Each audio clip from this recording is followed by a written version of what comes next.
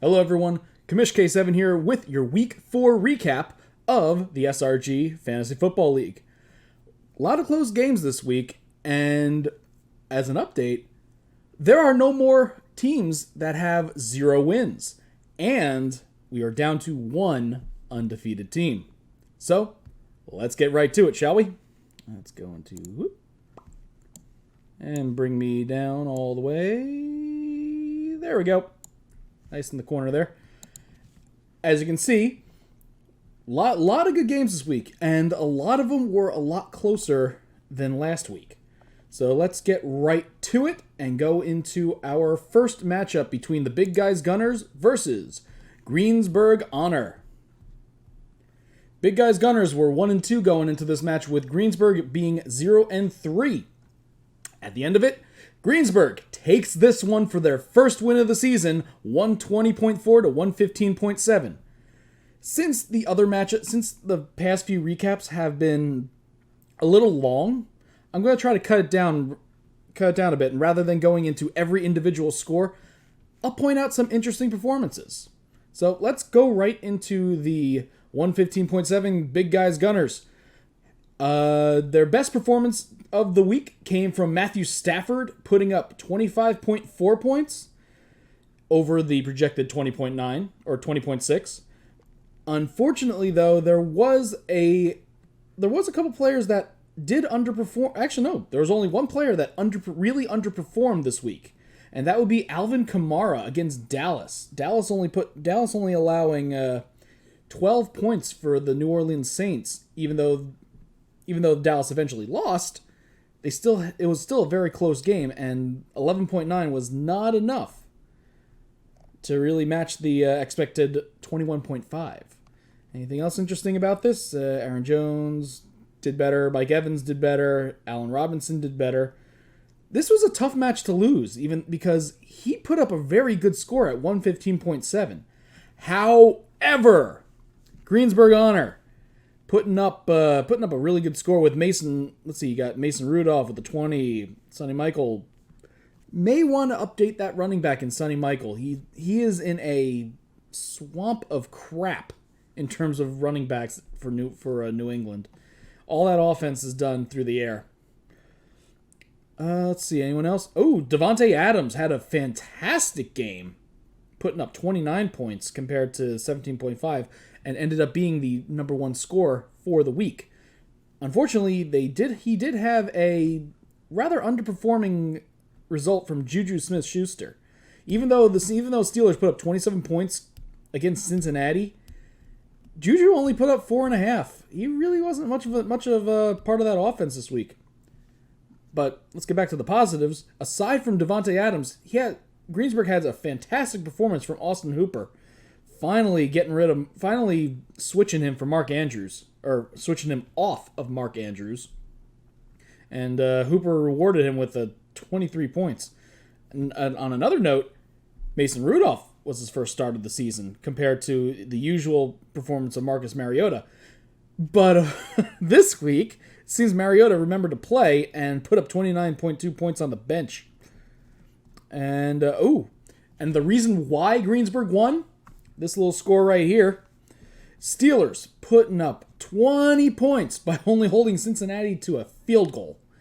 So that 20 points was able to catapult Greensburg over the Big Guys Gunners 115 and stealing this one by getting the top score of the week. So, yep. Greensburg taking this one, 120.4 to 115.7. Oh, forgot to go into the bench. On the bench, we have Big Guy leaving Cortland Sutton on the bench, along with Cole Beasley. That probably would have been enough. Oh, yeah, the 24. Yeah, the 24.2 instead of Allen Robinson would have given him the win. But, as I said, Mariota was on the bench, along with anyone else could have helped. Yeah, Tyrell Williams would have been a better choice at wide receiver, but I don't think anyone was benching Schuster for him. So, in the overall sense, I think Greensburg would have had it if it was best lineup versus best lineup. So, congratulations on your first win. Up next, we have the Metropolis Kryptonite versus Sniper's Edge Darkstalkers, with the Darkstalkers taking it with an even 119 points. 119 points compared to an 82.7. This one was probably the only blowout win, as the Darkstalkers put up that 119 really early, and Metropolis was basically forced to try to get over 50 points from both their running backs and their kicker going from Sunday night on. I'm sorry, I had a hiccup there that didn't want to come out. All right, so let's take a look at the breakdown. James Conner for the Kryptonite. James Conner put up a really good score for his performance on Monday night. Basically doing what he needed to do, getting 26.5 points. However, Joe Mixon did not. So even though Monday night saw a nice 36.7 point launch, he needed, as you can tell, he needed a lot more. With this one also having a goose egg and Terry McLaurin being absolutely a no-show on the Washington offense this week. Let's see, anyone on the bench could have helped? Well, Robert Woods could have certainly helped with a 30.4 performance against Tampa Bay. And he would have been a nice boost to the score. Even unfortunately, that still would not have been enough. DJ Chark, not good. Gardner Minshew pretty much met his expectation. Dorsett, not so much. Humphreys, not so much. So going by all the points here, not enough. But Will Lutz put up one hell of a performance from the kicker spot. And anyone else put up a good performance aside from Connor? Nope. Oh yeah, Deshaun Watson did not do good this week, putting up only 5.6 against projected 21.5. Not gonna do much there. So let's take a look at the Darkstalkers. Darkstalkers had 3 fantastic performances. Aaron Rodgers remembered he was a quarterback. Christian McCaffrey doing Christian McCaffrey things, and Leonard Fournette putting up over 200 yards rushing, even though he did not have a touchdown. So, a 30.4, 33.9, and a 28.5 respectively. That would have hurt if my team lost this one. But, Allen, not a good performance. Yeah. Compared to these 3, the rest of the team decided to stay in the locker room today. And, Keenan Allen, not so good. DJ Moore, not so good. Demetrius Harris putting up a goose egg. The Rams defense had the luck of facing Tampa Bay this week and put up a goose egg. And, Mason Crosby met his expectations. So, 3 phenomenal performances, 4 subpar performances, and average kicker. Seems to be enough to put up 119 points. Not enough to get the highest score of the week, though, thanks to Greensburg. So, anything could have been better from the bench? Yeah. Yeah, compared to the goose egg there from Demetrius Harris, the 2.2 that Kyle Rudolph seems to put up every week would have been an improvement. And, Miles Sanders, not so much. Alston Jeffrey would have been a nice pick instead of DJ Moore. Or Keenan Allen. But I was on the fence between the two, and I picked wrong. Same thing with Devontae Parker, finally showing that he's the number 1 wide receiver on the bench. Malcolm Brown, not so much. Chris Conley, not so much.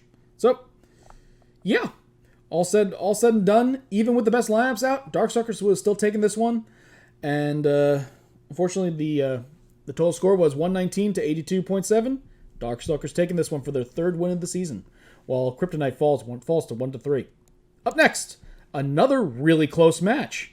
We have the Columbus Rebels going for their first win against Erie Cucaracha Roach, who's been on a bit of a hot streak lately, getting some really lucky matchups. Unfortunately, the luck switched sides this time, and the Columbus Rebels got their first win by taking this one with the score of 87.8 to 80.3. This, looking at the scores right here, that just so happened to be the lowest winning score of the week. And as luck would have it, faced someone who only was able to put up 80 points. So let's take a look at the breakdown. Phillip Rivers, still doing good. Todd Gurley remembered that he was a running back this week and put up a nice 26-point score. Latavius Murray half of what he was expected, and he wasn't expected to do much. Stefan Diggs, good. DK Metcalf, not so good. Greg Olsen, not so good. Definitely a little difference from last week. And, yeah. Everything else seems to be pretty much average. Compared to Erie Kukaracha, Wayne Gallman providing immediate dividends, dropping a 27.8 score. Unfortunately, the rest of the team did not see it that way. And Russell Wilson, not so good. Peyton Barber, about average. DeAndre Hopkins seemed to not be able to find the end zone. Julian Edelman, not so good. It was a lot. Most of the games were the scores were a lot lower this week. So, as such, fantasy scores were affected too. Almost a 0 from the Falcons. And Greg Zwerlin, 13. Okay. All right, but overall, let's see if anyone on the bench could have done anything. Jarvis Landry would have been a good pick this week for once. Let's see. Anyone else? Golden Tate still suspended. 0. Jack Doyle would have been a good pick. Would have definitely put up more points than Olsen, and Landry would have put up a nice 25 points. A little better than DK Metcalf. Trey Burton, his already low value, has now gone even lower with Trubisky out. But then again, it seems that these backup quarterbacks that seem to come in tend to change the offense around, and as such, usually have been putting up better performances. Just look at Minshew and Jones. But, Burton, not so good this week. Maybe he'll be better next week. Who knows? So, let's see. On the bench for Kukaracha, could they have come out of this one better? Jameis Winston. Yeah, when a team puts up 55 points, you would hope their quarterback would have done pretty well. I'm stuttering like hell today. And, he would have been a much better choice than Wilson. That would have put him over the edge. So, but let's take a look. 25.7, 36.3. That's a 9-point difference. He won by 7 points. And along with Jack Doyle would have been another 3 points. Goder would have been better than Eifert. Not by much, but backup tight end can't really do much. Yeah. Then again, if all the lineups were in appropriately, it probably would have still been a really close score. But it looks like I think the Rebels would have taken it by a very slim margin if the best lineups were in. But they weren't, and Rebels still took it, 87.8 to 80.3 for their first win of the season. Congratulations. Up next, the Battle of the Unbeatens. We have Planet Hulk World Breakers versus Thylene Chubby, where someone was gonna get that tick in their loss column this week, and it looks like Thylene Chubby takes this one, 112.3 to 83.4. And Thylene now goes to 4-0, being the only undefeated team left in the league. And World Breakers take their first loss. So let's see how it all went down. Let's take a look at Planet Hulk World Breakers, also known as the Kansas City Chiefs. Chiefs themselves put up a decent score, beating Detroit 34-30. But it seems that the offense was a lot more split up this week, in that Mahomes could not meet projections compared to the past couple weeks where he exceeded projections. So, here we go. Yeah, Mahomes, only 19 points. Good enough for the best scorer on the team, but not good enough to really put up a fight. Yeah, Mack, not so good. Watkins, not so good. Robinson, not so good. So here we see the other side of drafting almost an entire offensive squad for one team. Yeah, when they do good, it's great. But when it's not so good, you live and die by it. So, but Bears put up a great score. And Darren Walker, proving that he's in the number one tight end conversation now. So, anyone on the bench could have helped. Yeah, Jared Goff actually put up a better score than Mahomes this week. Jimmy Graham, even though Waller put up a good score, Graham would have been better, mainly because Aaron Rodgers finally figured out how to throw a damn football this season. And Darrell Williams, that seems to be where the offense came from this week for the Chiefs. And Ronald Jones, 55-point game. You would hope that he would be in a bit more, and it showed. So he left a good amount of points on the bench. especially in anything in the wide receivers could have helped. Actually, no, none of the wide receivers really did better than what he already had. Yeah, Marquez Valdes-Scantling could have put up 0.2 of a point more, but no. Yeah, Graham could have put up some points, and Goff could have put up some points, but even then, that wouldn't have really cracked the score. So let's see what the Thailand Chubby did to take this one away.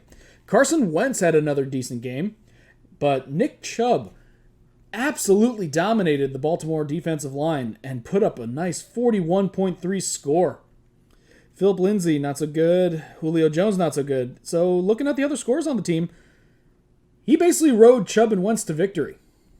Anyone on the bench could have helped. Yeah, Sterling Shepard could have helped. James White would have actually been better than Lindsay. And Frank Gore would have been better than Lindsay. Oh, and Jalen Samuels, the backup running back, finally basically proved that he was deserving of that backup spot where I think he stole a touchdown or two and put up 23 points. That would have been much better than Lindsay. And that 112.3 was on the low end of what he could have had. But either way, Thailand Chubby takes this one 112.3 to 83.4, increasing their win total to 4-0, giving Planet Hulk their first loss of the season. Up next, Parts Unknown the Secchi versus the Grumpy Groupies. This one was... I was mistaken before. Columbus Rebels did not have the lowest winning score. Where the Groupies take this one 84.5 to 67.3. We have our lowest winning score versus our lowest overall score of the week. Let's see what went wrong for everyone here. Yeah, Tom Brady facing Buffalo, thinking that would have been a better score this week, did not prove to be. Where after I think he had an early score, and then the rest of the game was basically field goals. Yep, Mark Ingram, not so good compared to his 3-touchdown performance from last week. Chris Thompson, not so good. OBJ. I've been listening to way too much Wu-Tang. OBJ only put up a 4. And, Panthers defense put up a good score, holding Houston 16-10. Yeah, that was a nice 15-point performance. And Harrison Butker, good for field goals. So, yeah, the highest score for this team this week was the defense. Oof. That's not good. Let's see if the bench could have helped. Yeah, Baker Mayfield would have been a better choice this week. For once. It's just your luck that you switched them this week. Cooks would have been better than OBJ, or Fitz, but didn't happen. Eric Ebron, better than OJ Howard. John Brown would have been a good wide receiver pick. And Ito Smith would have been a little better than Chris Thompson. Not by much, though. Anyone else? Nope. So, he could have... Yeah, that would have been that would have been 14 more points. From the lowest, that would have been 9 more points. 12, that would have been another 6 points. Yeah, that would have been enough to take over the Grumpy Groupie score. But ain't getting points around the bench. We are not playing a best ball league.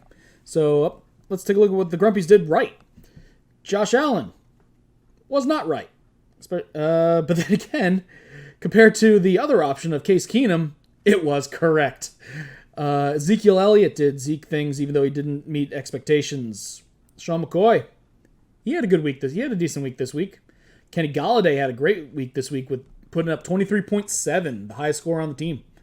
Zach Ertz did Ertz things. Marquise Brown, not so good. And Jags and Zane, not so good. Anyone on the bench could have helped. Not Case Keenum. Christian Kirk, would have been better than Brown. And Dawson Knox, not better than Ertz.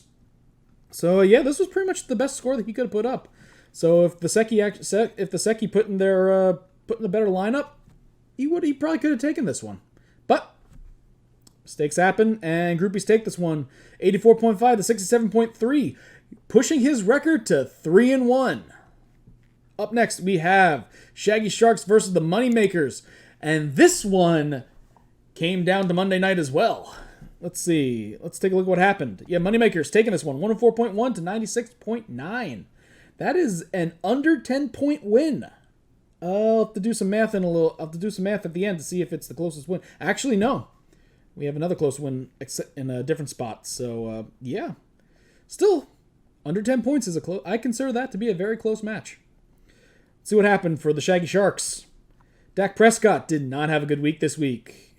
Top score of the week was the Patriots defense, holding Buffalo to only 10 points. But that was a game of defenses. So, yep. Travis Kelce seemed to be put up some good offense, even though he failed to meet expectations. Marvin Jones failed to meet expectations. Gordon not meeting it. Duke Johnson actually met expectations this week for a very late pickup. I think he picked him up Sunday morning. So yeah, that gave him 9 points. Good job. And Kerryon Johnson in basically a shootout put up 16.7. So anyone on the bench could have helped. Manuel Sanders could have helped instead of Josh Gordon. That would have been nice. 10 more points. Be enough to pass the current score. Titans not so much. John Ross not so much. So a lot more. A whole pile of zeros, probably from the bye week from Le'Veon Bell. But yeah, talk about a bye week pickup. Duke Johnson pulled through. But yeah, not enough. So let's see what went right for the Dollar Boys. Let's see, Jacoby Brissett exceeded expectations. Cook met him. Carson exceeded expectations for I think the first time this season. Michael Thomas, yeah, the Sunday night game helped him big time. Anyone else? Anyone else play on Monday? No, actually no. This one was actually decided Sunday night with a very close score. Yeah, Sharks were ahead going into the final game of Sunday night, and Michael Thomas put up 18 points. Proved to be enough. And highest score was Brissett against Oakland, not surprising. Followed by Chris Carson and Dalvin Cook. Yeah, Dalvin Cook has been having one hell of a season. Let's see if anyone on the bench could have helped his score even more. Yeah, let's see. Noah Fant on Denver. Would have been a better choice than the 1.4 points that Delaney Walker put up. Will Dissly, even better. Put up 18.7. Not doing much on the bench there, though. Kenyon Drake. Yeah, nope, wouldn't have beat it. And Matt Ryan wouldn't have beat it. So this was pretty much their best possible score. Well, maybe a little more points, but overall, if Shaggy put in his best lineup, it would have been enough. It would have been just enough, though the Will Dissly edition would have pushed Moneymakers over it even more. So, best lineups, Moneymakers would have still taken this one, but this time around, they take this one over Shaggy Sharks, 104.1 to 96.9. And our final matchup of the week, Team Brooks versus Pretty Boy Snow. Where Brooks going into this one 2-1, and Brooks going into this 1-2. And Pretty Boy Snow takes this one, 108.9 to 78.2, to push themselves to 3-1. Let's see what happened. Mar Jackson had a decent week this week. David Johnson had a very good week this week. Unfortunately, no one else did. Yeah, Montgomery not so good. Cooper, he and Prescott did not have a good week this week. Mecole Hardman, even with all the offense going around, Hardman was left out. Vernon Davis, kind of hard to do anything when your quarterback can't do jack, and your team only putting up 3 points. I think I was actually watching that game, and I think one of the passes from Keenum kind of bonked Davis in the head or the shoulder, something like that. Either way, Davis was turned around. Football comes right into him. But oh well. Unfortunately, Team Brooks left Chris Godwin on the bench this week. Going into the Rams, that was not a surprise. A lot of people did that, and Chris Godwin made them pay. Putting up 42 points on the bench. I think that's the most points ever on the bench from a single person so far. Kyler Murray wouldn't be better. Carlos Hyde would have been a little better than Montgomery, but not by much. But yeah, compared to the .9 Mecole Hardman put up, that 42 points would have been enough to pass Snow. Actually, no, it wouldn't have. Doing some quick math. Well, actually, no. Yeah, let's see. 78, 88, 98, 108. Nope, it would have been enough for 10 points. I'm sorry. I failed at math right there. So yeah, Chris Godwin would have been enough to give him a 10-point lead. So let's see what happened on Pretty Boy Snow. Daniel Jones did not have the insane performance of last week, even though he still took the win again in Washington. But the highest score on the team this week, Austin Eckler with a 29.2, followed by Cooper Kupp, somehow stealing all the touchdowns from the wide receiver core in the Rams. He was basically the number 3 wide receiver compared to Cooks and Woods. But it seems that Kupp is emerging on the top, basically stealing all the scores. Aguilar with the 0, Gesicki with the 0. Texans put up a decent performance, but that was a very good performance. 13.5 compared to a projected 5.9, and Rosas did what he could. A little better than the other option of the Ravens, putting up a nice -6 on the bench. And Cobb could have been an improvement over Aguilar. And Kittle, that was his bye week, so he didn't really have much of a choice. So, this was pretty much Snow's best possible score. Almost best possible. He could have 7 more points, which wouldn't have been enough to beat the 42 had he gone in. Yeah, so leaving Godwin on the bench cost Team Brooks the victory. But since he was on the bench, those points don't count. And Pretty Boy Snow takes this one, 108.9 to 78.2. All right, so let's get into our quick little awards here. Our award for our closest match of the week goes to Big Guys Gunners versus Greensburg Honor with a sub 5-point margin of victory. Congratulations, Honor, for taking this one for your first win in a nail-biter of a game. Our top score of the week also goes to Greensburg Honor with 120.4, just taking it from Sniper's Edge Darkstalkers by 1.5 points. Speaking of which, the Darkstalkers take the win for the highest margin of victory for the week, with a margin of, I believe, 36.3 points. So, congratulations. Yep, so there's that for that. Who left the most points on the bench this week? A lot of points on the bench this week. So 3, 4, 5, 6, 7, 6. Yeah, it's in the 60s, maybe 70s. Not nearly as much. How many did these guys leave on the bench? 20. Nope, not so much, especially with the minus there. So, yep, 1, 2, 3, 4, 5. Might have been 6. 2, 3. So I'll put that as 3, 4, 5, 6, 7. Right now we have Greensburg Honor with the most points on the bench so far. In the 70s. Not in the 70s. Not in the 70s, even with a 36.3 there. Let's see what happened here. 2, 3, 4, 5, 6, 7. Just in the 80. I think this one just cracked 80. Not cracking 80. Parts unknown. 1, 2, 3, 4, 5, 6. Not enough. Not enough. Moneymakers. Let's see what happens here. Not enough. 1, 2, 3, 4. Not enough. 4, 5, 6. Even with 42 points on the bench, not the most. And definitely not the most. So, congratulations. 2, 3, 4, 5. Yep, congratulations to Planet Hulk leaving the most points on the bench this week. Good job. So let's take a look at our standings. Current standings. Current standings for the Rowdies. We have Thylene Chubby in the lead with 4-0. Followed by Planet Hulk, Sniper's Edge, and then Shaggy, Moneymaker, Greensburg, and Metropolis bringing up the rear.